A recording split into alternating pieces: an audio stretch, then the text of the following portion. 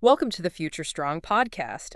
Today we're getting into something pretty fundamental, aren't we? We really are looking at, early emotional stuff, connection. Based on those articles and research around, well, that classic still face experiment. Exactly that one. And the idea is sort of to unpack what that really tells us about connection, about resilience. Yeah, and not just for babies, but, how it applies across the board for all of us. What the research seems to consistently show, especially with things like the still face, is just how vital that interaction is, like right from the get-go. Mm-hmm.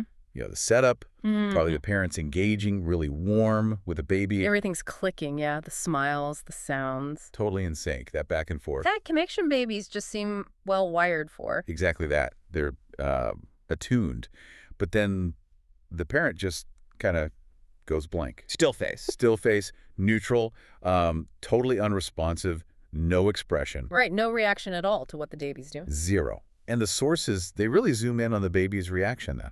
Okay, what do they show? What happens? Well, it's pretty clear. The baby tries harder and harder to get that connection back. First, maybe confusion. Makes sense. Then they really ramp it up. Bigger smiles, making noises, reaching out, Trying everything they can. pretty much. And when nothing works, when they hit that wall of the still face, Yeah. well, that's when you often see real distress. Ah. Crying, sometimes they withdraw, turn away even. Wow. It's, a really powerful display of that innate need to connect and how immediate the reaction is when it's broken, that rupture. Okay, so that disconnection is, well, obviously powerful. But one thing that seems to come through in these sources, and it might be a bit surprising for people, is that the disconnection part, Yeah. it isn't really the main thing for long-term resilience. Is that right? That's exactly it. Yeah. And this is where looking closely at the research gets, really fascinating. The sources are pretty clear that, like, perfect 24/7 attunement. Yeah. It's just not realistic. Maybe not even the ideal, actually. Studies are showing parents and babies are only really in that perfect sync, Get this. maybe 20–30% of the time, at most. Hold on, only 20 to 30%. That number's, well, it's pretty low. So most of the time it's actually slightly off or even a bit disconnected. Seems like it, yeah. That's what the data points to. Yeah. And the really critical piece, like the insight from the research, isn't, how do we avoid that other 70–80% of mismatch? Okay. So what is it then? No, it's about what happens next after the still face or whatever the disconnection is. Mm.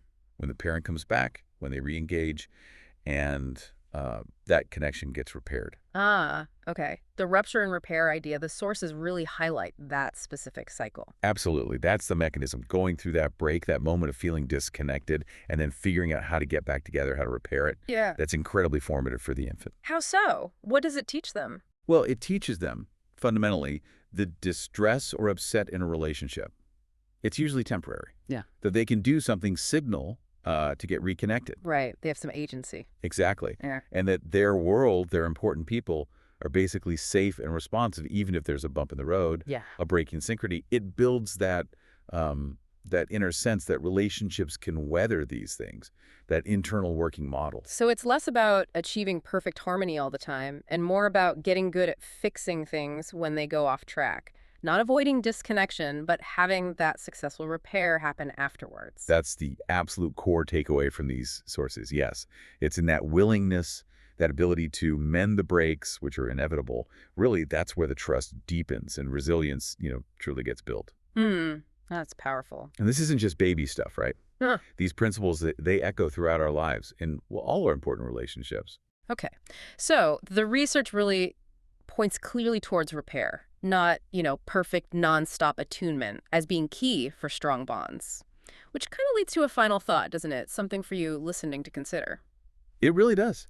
And maybe that's the thing to leave you with today, thinking about these sources. Each is. Well, how does knowing this, understanding that disconnection happens but repair is so vital, how does that maybe change how you think about or perhaps approach those tricky or challenging moments in your own key relationships? You mean with friends, family, partners? Exactly. Knowing that aiming for perfect sync 24/7 isn't really it, but that the real strength might lie in the willingness and the skill, I suppose, to reconnect after things get bumpy. Yeah, that ability and maybe confidence to repair the rupture. Exactly. Just something to mull over.